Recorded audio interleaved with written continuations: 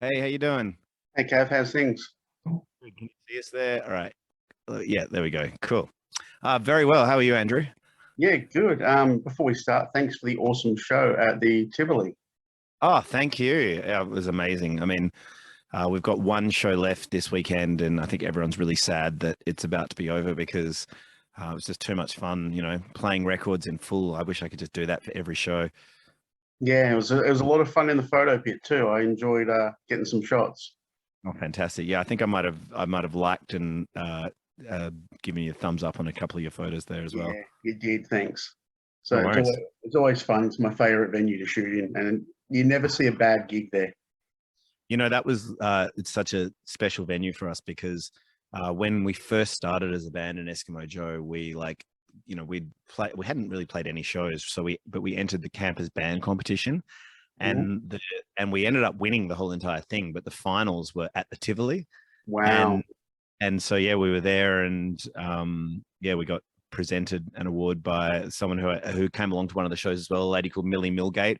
But it was like, yeah, so the Tivoli was like has always had a black place in our heart because, and we've played there many times since, but we always feel like when we go there, we're like, this is a sacred place. You know what I mean? Yeah. There's always a vibe when you walk into a show there. Yeah. Um, I think that was one of the reasons why we're kind of sad that the tour's over because we're playing all of these um, iconic venues that we haven't played for a few years, like the Tivoli and the Enmore and the Forum. They're all beautiful old theaters, and yeah, again, it's just too much fun. Yeah. yeah. Now, on to your album. It's out the 19th of the 10th. Um, Yes. how are you finding the responses from the people that have heard it so far? Good. I'm only just starting to read the reviews, which I, generally approach with caution. Yep. you know, Thank you to people like yourself who actually are paying attention to music because, as we know, music's had a pretty tough ride over the last couple of years. Not only do we have things like streaming service, but we also have, no one, willing to get out of their pajamas and go to live shows. So it's been a really tough time. So music as a commodity has gone down. You don't see billboards with musicians on it anymore. It's only Netflix series, and that's just it is what it is. But I am one of those tragics who will keep putting out records no matter how much it costs me and whether anyone wants to listen to it or not. So part of me feels kind of nervous to be putting out a record because you don't know how it's going to be received, but in the same time, I'm it's my second solo album and I just feel so much more comfortable in the skin of a solo artist. I think when I did my first album, I was really overthinking. I mean, I'm really proud of the first record, but I was really overthinking who I was outside of Eskimo Joe. Whereas this time round, I had all these really kind of what turned out to be really fortunate boundaries around what I was doing. Like I was stuck in Fremantle. I couldn't go, hey, can you help me record this record to anyone? I literally had to do it all myself. And I also I recorded most of it here in this little studio that you can see behind me here. And that kind of welcomed limitation. Just it gave the album a feel and a sound, and I wasn't there overthinking what kind of record I was making. I was just like, does that sound good? Brilliant. All right, moving on. You know what I mean? Yep. And funnily enough, without over analyzing what I was doing, I ended up making a record that kind of sounds like an Eskimo Joe album, which is, standard stuff considering I'm the dude from Eskimo Joe. Yeah. Is there a different Cav as the solo personality to the Eskimo Joe Cav? I think yes, there is because I mean Eskimo Joe is definitely a sum of its parts, and it ends up sounding a little bit tougher and a bit more less personal. Like it's more like even in the lyrics, they're all kind of it's happened over a period of time, but they've kind of all become a much more universal because that works in a band scenario. Whereas I think when I write a solo album, I'm a massive fan of storytelling and I just really like to lean into that kind of journalistic style of storytelling where I tell the story of what's happening in front of me without being, too Dear Diary about it. And that was also the history of Eskimo Joe as well. Like, me and Joel had this terrible band back in the like mid 90s, just before we started Eskimo Joe, called Freud's Pillow. And we were like, we existed at this terrible time of music where funk and metal came together. So I was playing in this band, but it wasn't really the music I wanted to play. So I just was on the side starting to, write these much more personal, acoustic-y kind of Neil Young-y songs. And then Joel was like, "Oh, I want to be in a band with you where those are the songs." And so we started doing that. But then we entered the campus band competition, and we realized we had this one song called Sweater, which was like, like a novelty tune. And we're like, well, if we write 4 of them, we'll win. And lo and behold, we won the campus band competition. And then suddenly I was back in that same scenario where I was like, music that wasn't really the music that I wanted to play. So I started writing my own little songs over here. And eventually we had this big crisis meeting around the dinner table, and Joel, again, to his credit, was like, we need to be playing those songs. That needs to be Eskimo Joe. And then that was most of what was the first album, Girl. And then for A Song As a City and Black Fingernails, Red Wine, a lot of that was just, again, the songs that I was writing, very personal on the acoustic guitar, being workshopped into an Eskimo Joe album. And then after that, everyone really wanted to kind of contribute a bit more to the songwriting. And that was, so the albums after that were much more of a collaboration. So doing the solo albums, it just, I don't know if this explains your question, but it's kind of going back to that place of me, just writing songs that are personal and that I get to communicate what I want to say. I mean, I don't think I'm a very articulate communicator in the real world. And what I love about songwriting is I get to distill what I want to say down to something much more direct. And I always feel the songs say what I want to say better than 1,000 words that can come out of my mouth. Yeah, absolutely. I've got to ask now, Sweater made a reappearance on the tour, complete with sweaters. Yes. How was that for you guys to bring that one out of retirement, so to speak?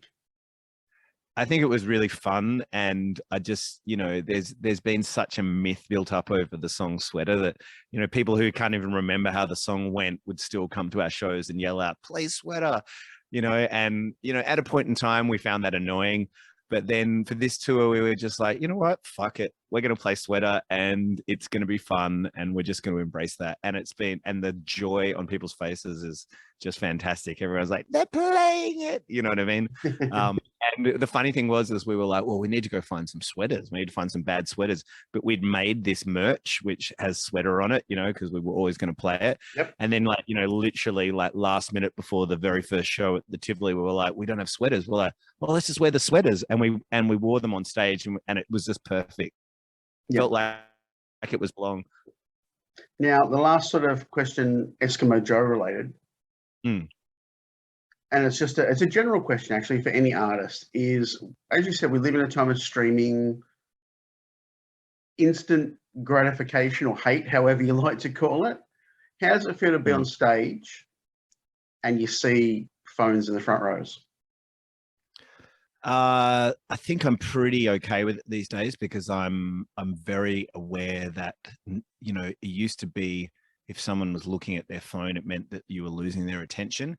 Whereas now when the phones come out, that the gig's going well because everyone wants to film it. You're like, this is a special moment that I have to capture. So I'm okay with that. And I'm very well aware of that. This is kind of where journalism is at. I don't know if that's the right word for it, but if you want to get your gigs documented, you need people pulling out their phones. There's a lot more people who are taking that reviewer hat and putting it on who aren't paid to do it. Like a bunch of the Eskimo Joe shows, people took videos, took photos, went onto Facebook, wrote a full, very serious review about what they were doing. And I actually think that is really important because, as you said, in this, time of streaming and all these things, we need people to grab music and hold it up there, where it belongs in this place of importance. We need music to, like we talked about before, to explain what's going on for us, or we need musicians to jump up there and do the benefit concerts and all these things. So for people bringing out their phones and filming stuff, I think it's really, really important. I mean, I don't know how I feel about this idea that, it is nice just to have a moment where you're there connecting with the band in this kind of instant way. I still think that happens without people, you know, realizing it or not. But I think we've kind of made this deal with the devil with phones. You know, once we're there, we can't go back now. We can't undo. You know, in fact, the word for the devil comes from the term machine. Funnily enough, like there's a really amazing evil myth called the Handless Maiden. And I know we're going deep into like a completely different rabbit hole here, but it was the deal with the devil is from that original story, the Handless Maiden, and it is different versions of it. But basically, the devil comes to this miller and says, "I'll give you this thing, this machine," and you know, it turns out to be like something that that helps him mill the flour, and he becomes really rich and all the rest of it. But that word that we get, you know, that is machine, was the same as trick as well. And so, yeah, that's where we get that. And I feel like the phone is that, you know, like, here's this magical everything device. Why wouldn't you want it? You know, like, it's amazing. The connectivity and everything is huge, but at the same time, it's like, you know, you can gamble, you can watch pornography, you can do all these, you can be completely disconnected from what's happening right in front of you, which is like a cruel joke in itself. So you can't go back. There's lots of good things about it. There's lots of bad things about it, but what are you going to do? But just, you know, try and be aware. Yep. Okay, now to the album. It's a pandemic album of sorts. Like, I hate using that term because artists that recorded during the pandemic really had no other choice. It's not like, as you said, you were stuck. But there was a lot of lessons that everyone learned. What was the biggest lesson you learned about yourself by being forced into recluse, basically, for whatever better word, and to making an album?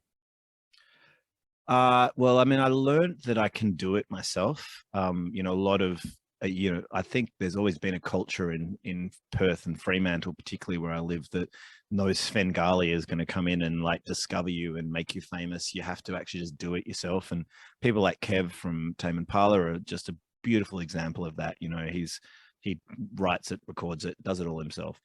And so, this being my second solo record, I was stuck in a room. I couldn't actually go anywhere, and I had to literally just do it all myself. And, you know, often, I mean, I started to bring in some people later on in, as we were allowed more than one person in the room, I started to bring these other people in. But, you know, really I had to just go, okay, fuck, all right, I need to finish this song off myself. I need to write the whole thing myself. Brilliant. Okay. Now I need to write the piano part. Now I need to write the guitar part. Okay, that's wrong. I need to go back and redo it again. So some songs had like 5 different versions of them until I got to that final version. And I had no one to kind of go to because we were in isolation. But I learned that, you know, I can do it. And in fact, it's very satisfyingly, when you get to that final point, even though it's ridiculous amounts of work, you realize how, you know, you're completely satisfied because you've left no stone unturned. You're like, okay, I've only got myself to blame. And on top of that, you know, we live in this era where we can't really tour or do anything. So I had to teach myself how to edit video as well. So I started editing together video clips for my records as well. And I was like, oh, I can do this. You know, like, you know, I think that's one of the greatest lessons that I've learned, is this kind of self-reliance that, you know, you can actually do it. And you know, even the boring stuff like the administrational business side, like myself and my wife ended up forming this company, which is literally everything in my world that I do outside of Eskimo Joe. And that came about as by necessity out of the pandemic, because there was no one else around, and this is what we do. And I believe that I'm good at it. So I was like, okay, well, let's form a company and that'll run what we do. And we became this kind of ma and pa kind of cottage industry where we'd like recording the record, doing the video clips, doing all the management and everything. And that really just came out of, well, we have no choice. This is just what we got to do. Awesome. Now, the album, for me, the songs that I've been listening to from it, there are emotional highs and emotional lows that they tell these stories. So for you, when you think about the emotions that you're putting across on the album, what song do you think delivers the biggest emotional high, and what do you think delivers that biggest sort of emotional low? Oh God, that's a really interesting question. I guess I think in some ways, God, what is the it's a really hard one, because I feel like every song I write is kind of is that all in Yep. itself. You know, it all goes up and down, and that's just how I like to write. But I think songs like Last of the Wine is definitely, even though it has a very dark undertone, like I'm kind of touching on the idea of domestic violence and alcoholism and those things that I think were very prevalent during the lockdown. All these people locked in houses with people that they probably didn't like very much. So that, but in saying that, it's got this kind of uplifting feel to it. You know, it's really, when I play it live, it has that thing.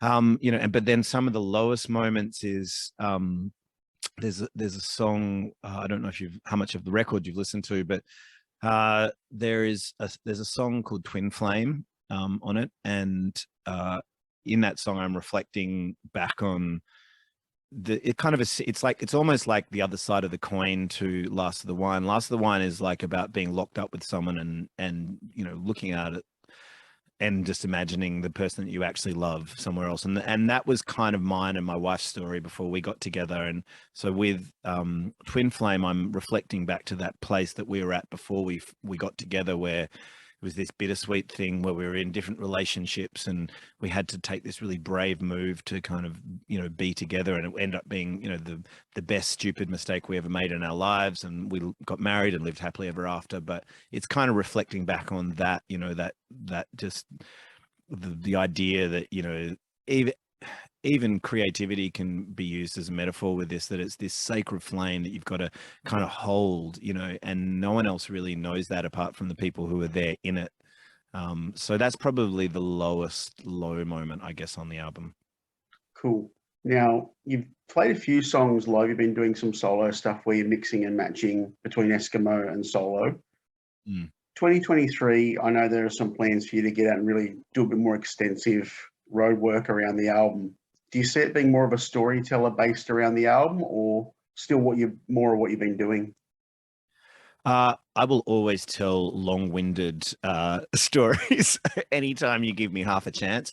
But I'll definitely, by the time I've been doing the regional shows and doing a lot of Esky stuff as well, and like you said, kind of trying to, you know, show the kind of, I guess, the road between what I've written in Eskies to what I'm doing with my solo stuff. I think when I hit the road doing my album, once it's out and everyone's had a chance to listen to it, I'll probably lean a bit more heavily into the solo stuff, because that feels a bit better, you know, like if I'm just going out being Kav from Eskimo Joe, which I'll always be, no matter what I do, I'm always going to be that dude. But I feel like, you know, if I'm just going to play Eskimo Joe songs, I may as well be doing a tour with Eskimo Joe. So I'll probably lean a lot more further into a lot of the songs from the solo record that I haven't played yet. There's a lot of collaboration on the record as well. So there's songs with people like John Butler and with Katie Steele and another artist called Siobhan Cotchins. And that's a really important part of it. So I'm not sure how I'll kind of work that into it. Maybe I'll just get special guests in each city to kind of come up and sing and play. And but yeah, I'll still always tell the stories. Like I feel like for me, playing solo, that is as important as playing the songs. Yeah. Has there been a collaboration that you've always wanted to do, but you just haven't been able to get the ball over the line with it? Probably. I mean, I'm always reaching out to people all the time, but I think what I would love, one of my passions and I think I might have met the person to get this started. I love, you know, one of my favorite albums of all time is Neil Young Harvest, but I've always thought, how good would it be to write a record like that, but to present it as a hip hop album, you know, because like even the drums on it, like boom, boom, you know, like it's kind of got that vibe to it. And so I got invited on stage the other day to sing the song Jan 26 with AB Original, and they were supporting Hilltop Hoods, and it was like, you know, at the Perth RAC Arena, and I was like, damn, maybe I need to get into this hip hop thing, because there's just all these kids like, yeah, you know, like hip hop is like still like they're like the biggest rock stars in music at the moment. So I met the dudes from AB Original, and they were just super cool guys. Like got on a personal level, they were really lovely, and I was talking to Dan, or Trials is his name, his hip hop name. I was talking to him about my idea. I was like, I'd love to do a record like this. And he was like, let's do it. You know, like just start to send me some stuff and we'll start to workshop it. And because he programs, like he's done a bunch of beat programming for some really big hip hop songs. And every time, and I didn't realize he'd done all these songs, but every time I'd heard them, I'd been like, that sounds rad. You know, like I wish more people made songs like that. It's because he does it old school. He's got an MPC, which is like where you put the samples in and then you play it out there. And it's kind of got this, you know, smushed in, crunched up sound, which we love on all of our favorite hip hop records. So a collaboration that I would love to do would be to write a record like on an acoustic guitar, the same way I do it, but then farm it out to a bunch of really great hip hop producers and have them, you know, basically do some beats and tracks behind it. And so stay tuned. I haven't even released this record, but let's see what happens with the next album. Yeah, add Black Fingernails Red Wine onto that list, because I think that would have a really great groove behind it with some hip hop stuff. Oh yeah. Well, I was trying to convince Trials to get AB Original to do a version of Foreign Land, because but unfortunately that's pretty much what P. Diddy did with Led Zeppelin's Kashmir. And let's face it, you know, Foreign Land pretty much sounds like Kashmir anyway. So true. Besides touring, what's 2023 shaping up to be for you? Well, I'm going to take a bit of a brave dive into the world of NFTs, because again, as artists, you know, I'm always kind of looking about how we can actually pay for the records that we make. It doesn't seem to be a whole lot of funds around these days. So I've created a bunch of NFTs, which I'm going to launch, or drop, as they say, just after the record. I'm really passionately trying to make it an extension of the art that I already make. I don't want to just do something as a token thing. You know, so basically what I've done is I've written, it's called Love in the Key of A, B, C, D, E, F, G. And I've written this song, which is like about a minute long, and I've re-recorded it and kind of the lyrics changed slightly, but they are all each one's in the key of A, B, C, D, E, F, G. And they all kind of present as these kind of animated kind of playing cards, and they look super cool. And I'm just super proud that it just looks and sounds like a piece of art. I mean, the best way for people who aren't into the NFT world is they're basically digital collectibles. So I'm trying to pull the music public into the world of NFTs and trying to hopefully create a new way that we can get, you know, people investing in artists where that money goes, you know, the majority of that money goes to the artist. So I guess just watch this space and see how we go. So I'm going to drop that in November, and then I'm going to do another run, and everything's going to be in the key of A, B, C, D, E, F, G. So I'll do another version of that sometime in kind of May, June next year.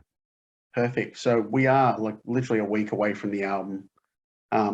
What do you want to leave us with as we finish up today, telling everyone about the album? And just, everyone's going to take something different from art, but what do you want them to sort of think about as they go into listening to it? I'm passionate about albums being a piece of work that, you know, just like what we did with the Eskimo Joe records, where we played them from start to finish, they should have a beginning, middle, and end. They should take you on a journey. You know, my favorite thing is putting on a pair of headphones, pressing play on the classic album and just going on that journey with it. That's what I want to create in this world of singles and streaming and everyone. I want people to press play on the record and just be transported out of this moment in time. Awesome, mate. I'm going to leave you with that for the day. Thanks again. Hopefully we see you in Brizzy on a solo tour. Yes, we're definitely going to be coming. I'll obviously be playing the capital cities, but I'm going to do a bit of regional stuff as well, probably before the year's out. Awesome. We'll see you then. All right, brilliant. Thanks, Andrew. Thanks, man. See you later. Bye.